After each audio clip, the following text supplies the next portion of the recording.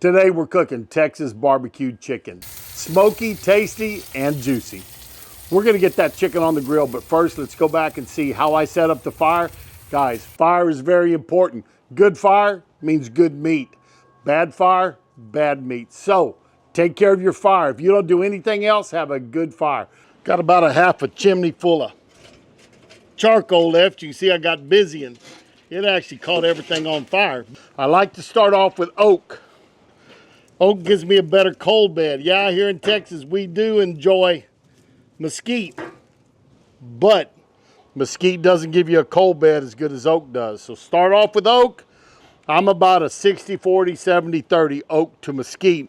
Still get the flavor, but I get a good cold bed from my oak. Put that there, and we're working on building coals. I don't mind putting in a big log right now because this is a big pit and it's gonna take a while to heat it up. So I'm gonna go with a little bigger piece of oak right in the middle of those. All this oak's about a year old, so we'll see how it does. Close it up. See y'all in a little bit. Let's check this fire. You can see I closed it down a little bit. It's about 250 degrees. My middle logs have broke down. We're gonna move some stuff around to get a good cold bed in there. That big one, again, it's gonna take a little longer to get that big one broke down. But one thing I wanna do is with it, is I wanna get coals. That's why I put it in there. It's a big pit, it takes a while to get going. So I'm gonna put in one more log. That should take me up to close to 300 degrees. And by that time, I'll have a good cold bed in there. Always, if you want, especially when there's meat on. Now's not that big of a deal. But when there's meat on there, you never shut the door until your next log is caught on fire. I've got airflow underneath it on each sides of that. So we're gonna have a good fire going. It won't take long to get that into coals. Do that, we'll be able to get our chicken put on there here pretty quick, but let's get this one going. I've got two chickens we're gonna cook today. They're both right at 5 pounds. And what I do is I stand them up on their heads, come to their back side, and I'm gonna take out the backbone. When you cook a chicken in halves, what we're gonna do is we are going to take out the backbone and then we're gonna take out the breastbone.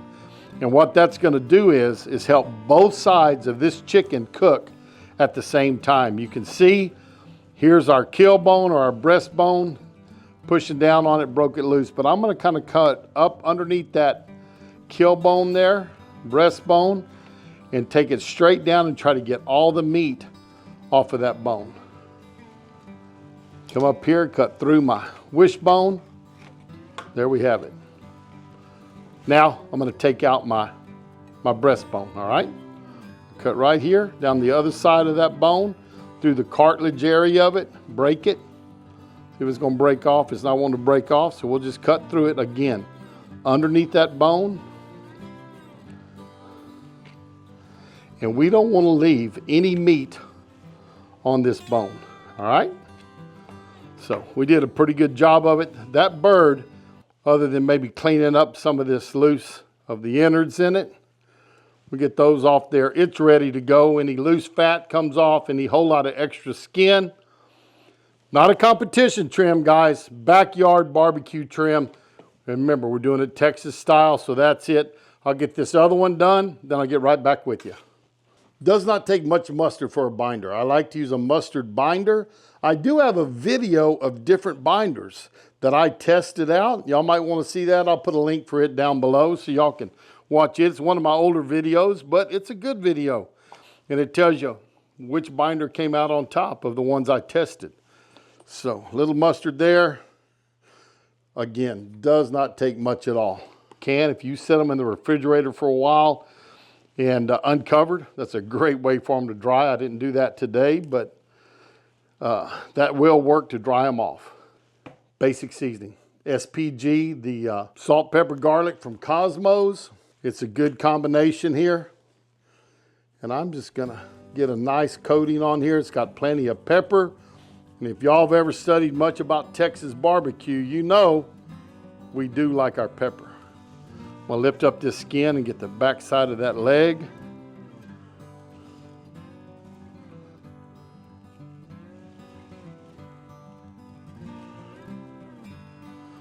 Now, let's flip them over. And we're gonna do the same thing to the front side of these. And since we took out that backbone and that breastbone, they should cook fairly evenly. And again, these chickens were both right, just a fuzz over 5 pounds, so they should cook pretty evenly. Want to make sure you turn up that wing and get under it.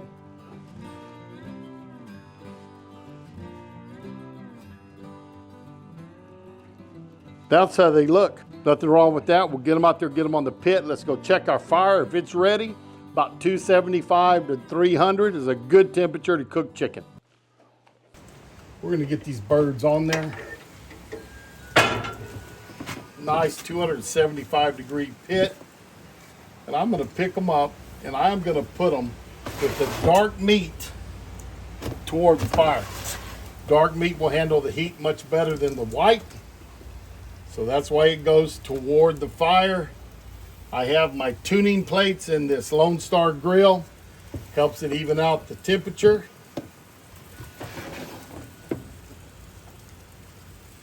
So it should be a fairly even cook all the way through.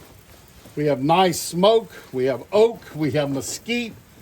It's gonna be about a 70-30 split right now, the way it looks, but good looking. Let's close it up. We're gonna see y'all in about 45 minutes. Our birds are cooking away. We've got about a 90-minute, maybe 2-hour cook for those halves. They're nice, big halves, so I tell you what, they should turn out and be nice and juicy. But guys, when we're talking Texas barbecue, it's not real complicated. I tell everybody it's not rocket science. You saw how I cut them in half. I got rid of that backbone and that breastbone. Got them seasoned up well. If you want to use some of your favorite seasonings, perfectly fine. Use what you like, what you're accustomed to. But this style of cooking with oak and with mesquite is very much classic Texas. Now, many of y'all hear, hey, it's post oak and salt and pepper. That is true in Central Texas. You get a lot of other places. You get in the East Texas, we have hickory. You get down south, there's a whole lot of mesquite and a lot of people that cook straight mesquite. I don't do that. You have to be real careful with it. It can get bitter on you, but it gives us a great flavor. So I go oak for a cold bed, mesquite for a nice flavor that we like here. And we're gonna add smoke to this and it's gonna be a tasty and it's gonna be a juicy chicken. At about a half hour, 45 minutes, I'll spritz them with just some water. And after that, it's another 45 minutes and we're gonna have supper.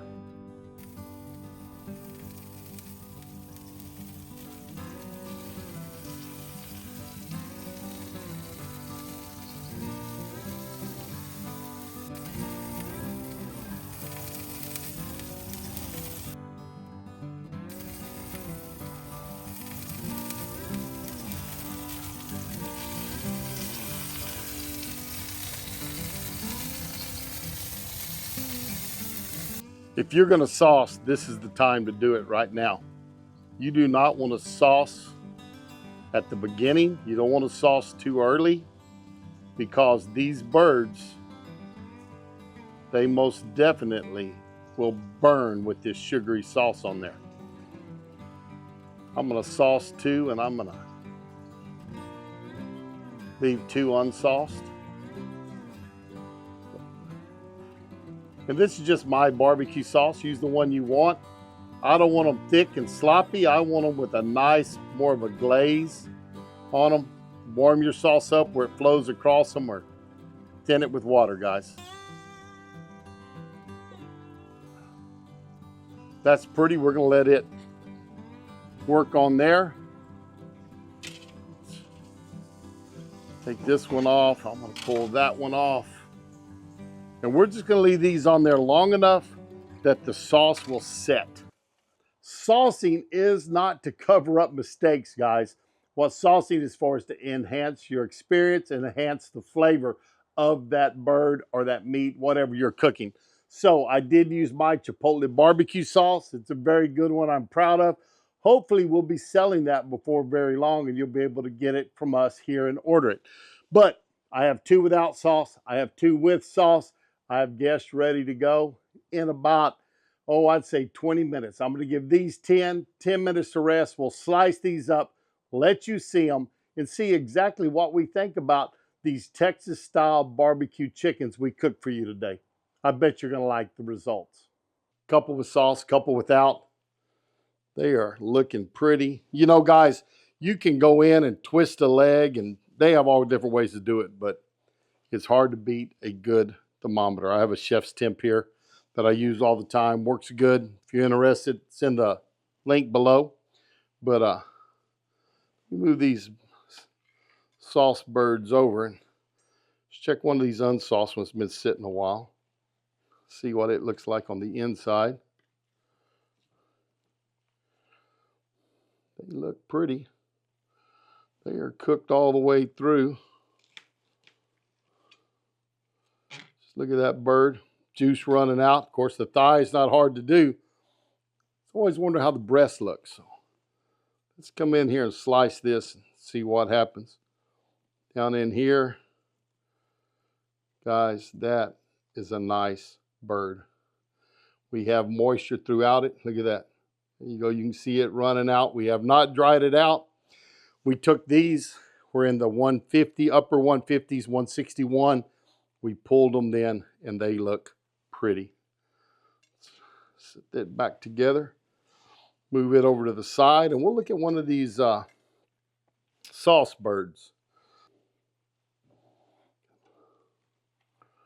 Come in here and slice it. I think this one's juicier than the other one, but it looks pretty.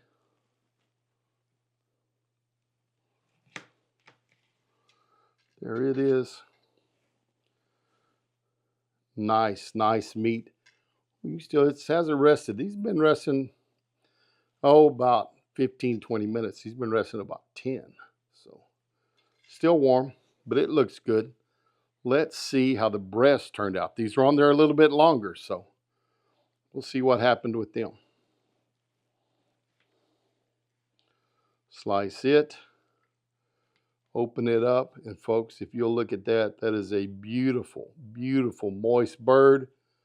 There is moisture in there, without a doubt. Did not dry them out. You can inject.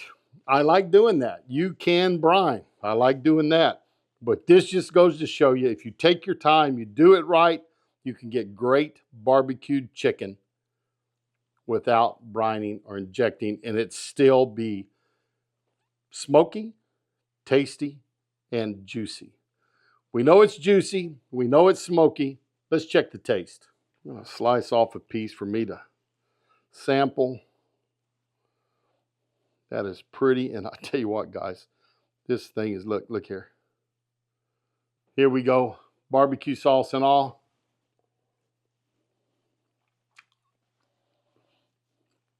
That is great.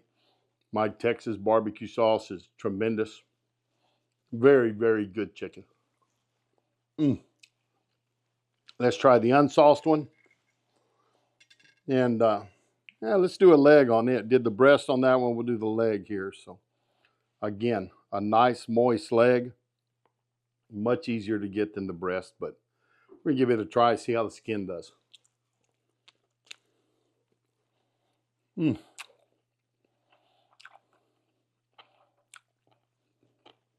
It's smoky, it's juicy, it is darn sure tasty. A very, very good barbecued chicken leg. Skin bit through clean. That's good, I like that. Nothing wrong with these birds at all. A little salt, pepper, garlic, some oak, some mesquite. And I tell you what, guys, time and patience. That's all you need. Just take your time, do it right. And remember, if your fire's not right, nothing's going to be right. So concentrate on your fire, get you the seasoning you like, and turn out some great barbecued chicken, Texas style, just like these. Thanks for stopping by. I'm Chef Johnny, the ultimate beef-loving Texan down here in Texas, and this is Chef Johnny's Texas Barbecue. Thanks for stopping. We'll see you next time.